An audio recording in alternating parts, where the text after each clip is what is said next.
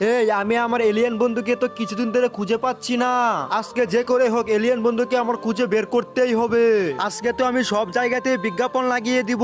আরে এলিয়েন বন্ধু, তুই কোথায় গেলি রে? তোর কথা তো আমার অনেক মনে পড়ছে। ওরে এলিয়েন, তুই কোথায় হারিয়ে গেলি?